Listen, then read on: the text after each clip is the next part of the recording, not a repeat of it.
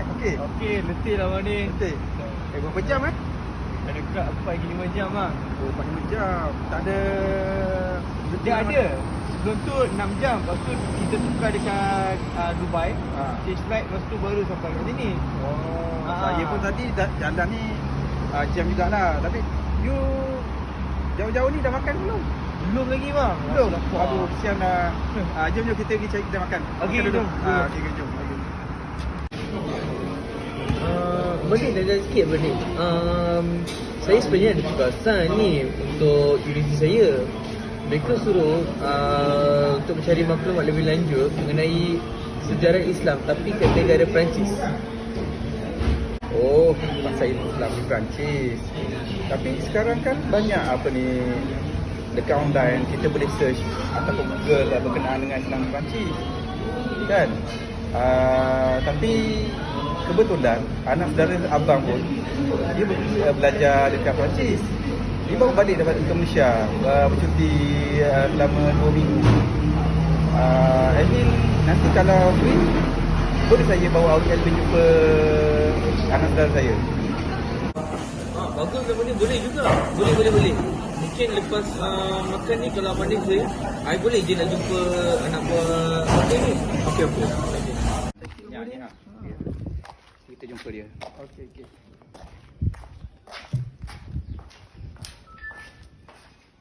Assalamualaikum. Zin? Apa ni? Win. Kenapa? Tak. Tadi yang telefon tadi kan? Ini orang anak bos majikan ni yang dia nak cerita pasal nak tahu pasal Islam di Perancis tu. Kan nanti Nazim ceritalah sikit. Kan Nazim biasa kat sana. Boleh insya-Allah lah, mana saya boleh tolong, bantu sikit-sikit saya tolong lah. Tapi kita cerita ke dalam lah. Tak ganggu kan? Tak ganggu, tak ada. Okey abang ni. Boleh? Masuk. Jom masuk. Dari mana ni? Tadi ambil anak majikan ni. Oh, Ibin ni. Ni ni. abang cerita nak tahu pasal Islam kat Perancis. Kebetulan dah Nazim kan belajar dekat sana.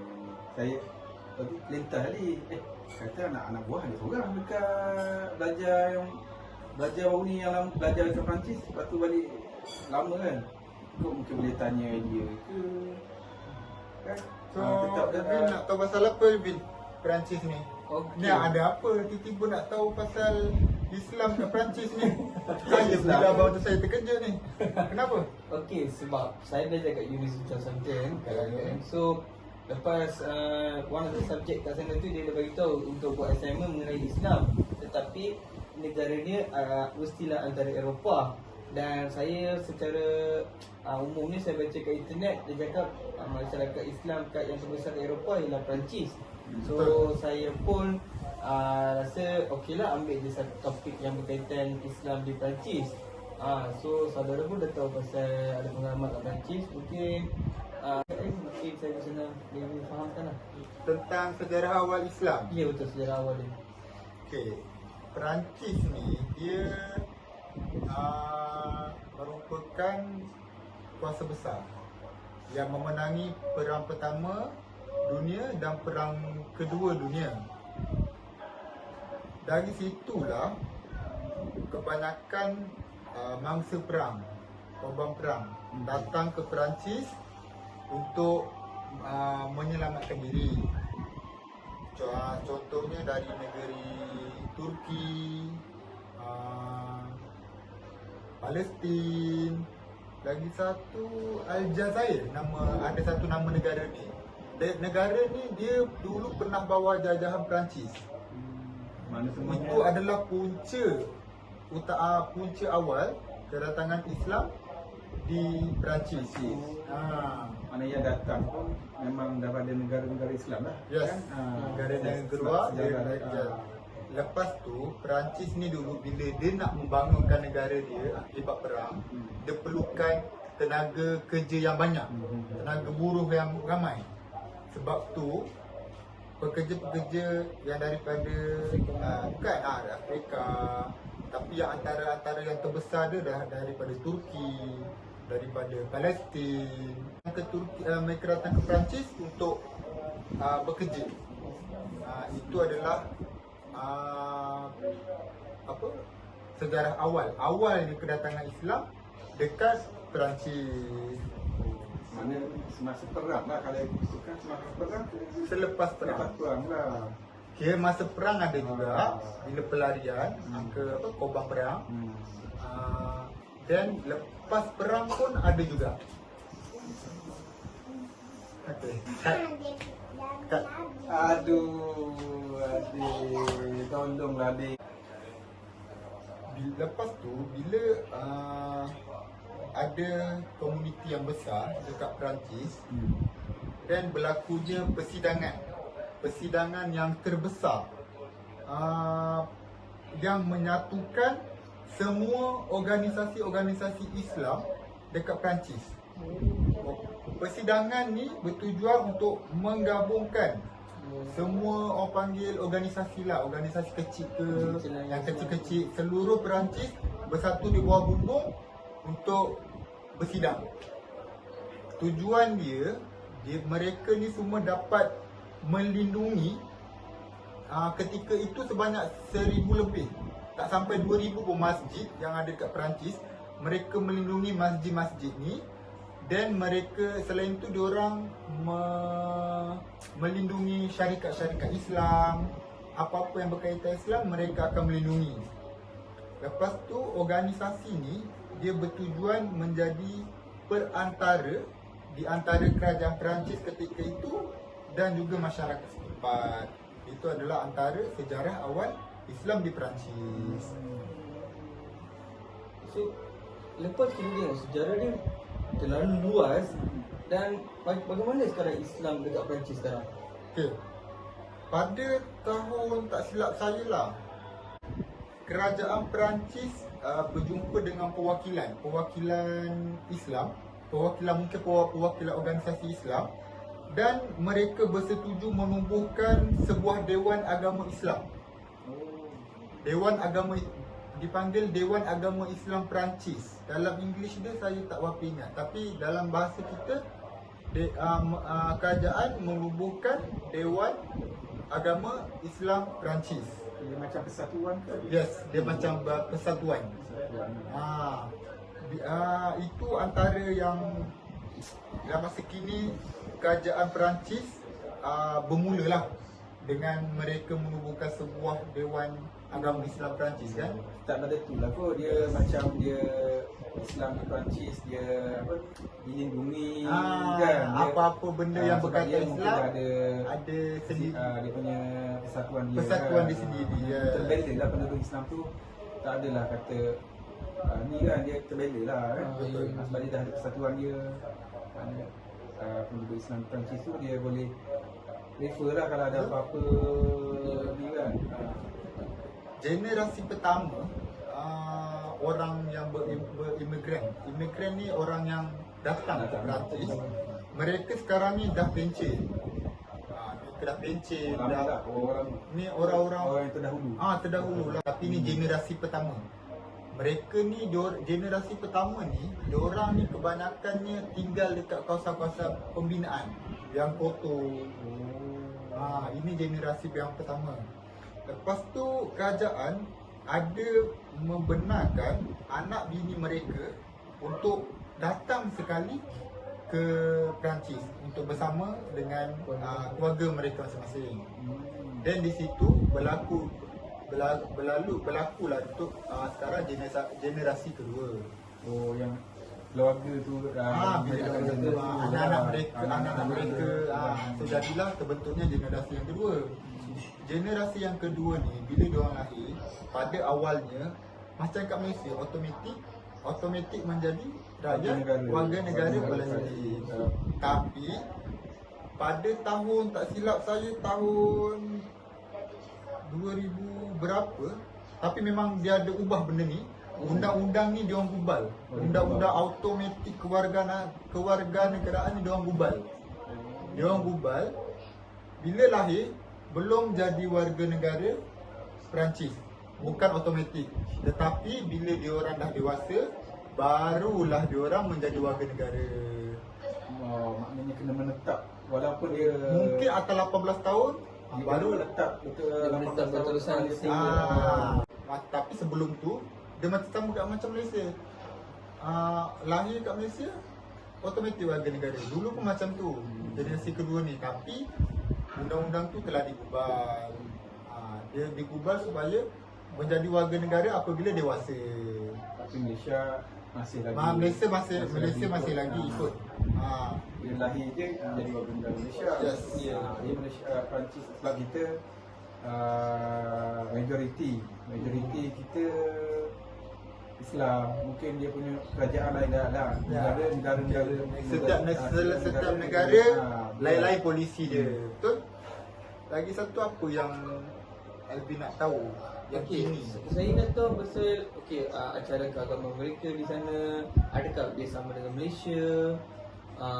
Yang seterusnya masjid, lepas tu seterusnya bagaimana pendidikan Islam diajar di sana?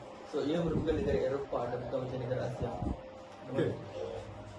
Acara keagamaan dekat Perancis, dia untuk Islam dia bebas. Dia sama juga, dia bebas melakukan ritual keagamaan masing-masing. Dia tiada halangan. Tetapi mereka hanyalah boleh melakukan di tempat yang privasi. Tak boleh dekat tempat public. Ini ada batas lah kita kira terbatas juga. Dia nampak je dia bebas, tetapi hanya di tempat privasi. Dia tak boleh tempat awam. Kalau dari segi pendidikan dan masjid, pada tahun 2003 sebanyak 1,600 buah masjid yang ada lah. Itu terdiri daripada office pejabat-pejabat milik orang Islam ataupun bangunan yang dijadikan masjid. Ya. Pada ketika itulah. Tapi apa yang bagusnya, Islam kini dah tak macam dulu. Islam kini dah bebas. Maksud dia dah tak perlu bergerak secara diam-diam. Dulu mereka kena diam-diam. Sekarang ni diorang boleh untuk menyelak. Kita tengok masjid dah banyak. Macam dulu mungkin diorang diam-diam. Sekarang ni diorang boleh menyelah. Itulah pendidikan tentang masjid. Masjid ni, diorang ni yang bermulanya daripada pendatang daripada Pakistan. Pakistan ni, orang Pakistan bila datang, mereka lah yang menjadikan tempat tinggal mereka, surau, tempat apa-apa yang boleh mereka tempat berjemaah, tempat surau, mereka lah yang antara yang terawal untuk penubuhan masjid. Masjid lalu dia besar-besarkan tempat ibadah dia. Ya, betul. Dari segi pendidikan Islam ni, Islam berkembang ni, pada awalnya bila agama Islam sudah meluas, jadi untuk pendidikan pun makin meluas. Jadi kerajaan Perancis ketika itu membenarkan kurikulum dimasukkan bahasa Arab. Dimasukkan dalam kurikulum. Subjek. Tetapi mesti mengikut ibarat macam kat Malaysia ni, dia punya kerajaan punya sistem. Pembelajaran sistem sama, tetapi dimasukkan kurikulum bahasa Arab. Itu antara penerimaan pendidikan terhadap Islam. Dekat sana ada sebuah sekolah Islam. Sekolah memang sendiri, Islamnya sekolah. Pada awalnya sekolah ni ditentang. Tetapi pada tahun 2008 100% pelajar dia lulus, ibarat kalau macam dekat Malaysia SPM. 100% pelajar dia lulus SPM. Tetapi sekolah sekular yang sekolah kerajaan sendiri hanya 81% saja yang lulus peperiksaan ni. Itu yang kita boleh nampak, walaupun dia tidak diberi dana apa semua, tapi pelajar-pelajar dia still boleh perform. itulah antara acara keagamaan, masjid, pendidikan. Tapi dekat Perancis pernah ada satu isu pasal pelarangan tudung. Saya pun pernah dengar. Oh, tudung Yes. Bukan dia larangan tudung dengan purdah kan maksudnya tudung kan? Tudung, ni tudung. Tudung saja. Ini tudung saja. Pada tahun 1989 kalau tak silap, tudung telah dilarang di semua tempat. Pekerja dibuang kerja. Pelajar diusir daripada sekolah kerana memakai tudung. Tetapi jangan kita salah anggap, mereka berfikir macam tu bukan kerana mereka membenci Islam. Tak mungkin itu kita tak tahu. Tapi alasan pertama mereka adalah kerana hak kebebasan seorang wanita. Bukan dia cakap, oh Islam, bukan. Mereka berkata disebabkan hak kebebasan seorang wanita. So mereka melarang tudung. Tetapi bila kerajaan Perancis menghalang tudung ni, maka berlakulah pemberontakan. Besar-besaran, yes, betul, besar-besaran. Bukan dekat dalam Perancis saja, tetapi seluruh negara menunjukkan membuat protes yang sama. Sokongan yang sama. Disebabkan luar dan dalam negara terus push kerajaan Perancis, maka tahun 1992 kerajaan membenarkan juga untuk wanita bertudung. Kebanyakan yang protes tu mungkin negara-negara Islam lah kan? Yes. Negara Islam. Organisasi berdasarkan agama Islam ke. Okay, Elvin, saya rasa you boleh masukkan ada lagi satu topik ni dalam kamu punya tugasan. Ekonomi halal di Perancis.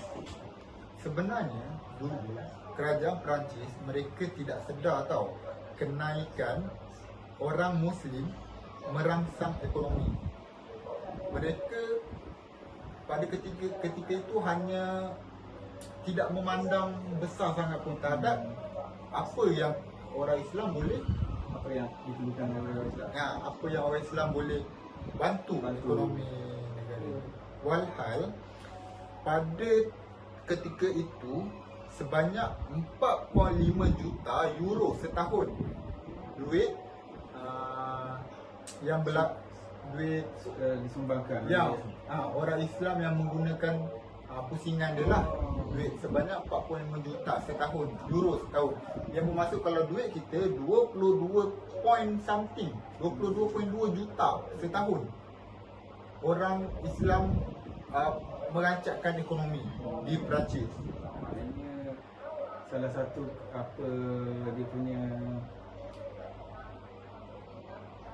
Kebaikan dia punya apa peningkatan ekonomi lah ni lah dia punya rotate pembelanjaan dia.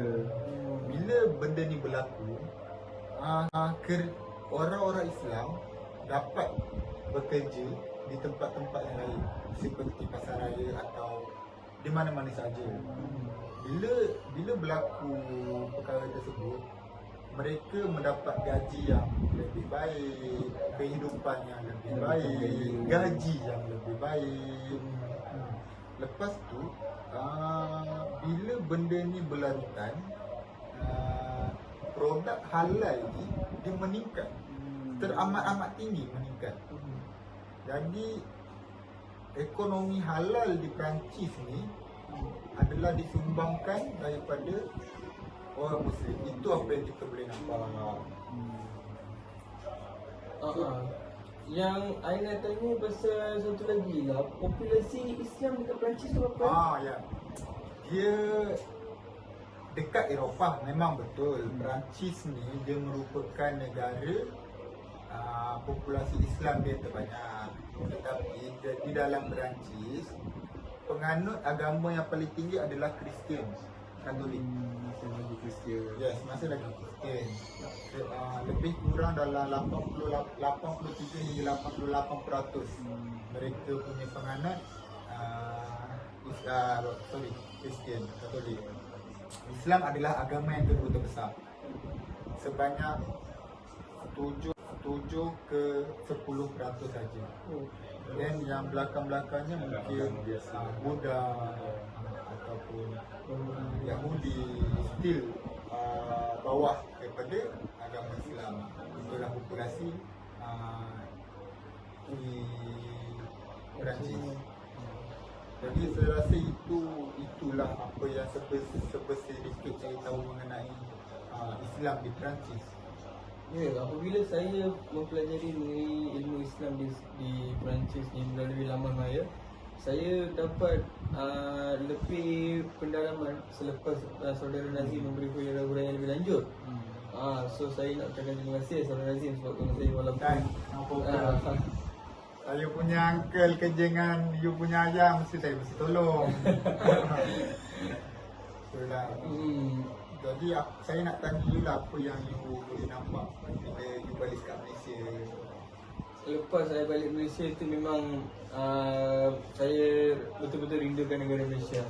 Sebab saya rasakan walaupun secara kasar kita nampak negara kat luar tu memang menarik dan sebagainya, tetapi dia takkan sama dengan tanah tumpah darah kita. Itulah cakap pepatah Melayu, hujang batu di negeri orang, hujang emas di negeri sendiri. Lebih baik negeri sendiri. Kan ada pepatah Melayu kan? Betul. Okay, ada lagi apa dah puas? Dah. Okey. Okey. Ni sebelum balik ni tunggu jap. Ada air minum. Dim, susah je Dim.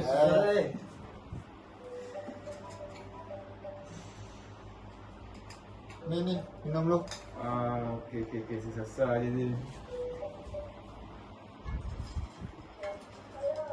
Okay, minum dulu. Okey. Terima Terima kasih.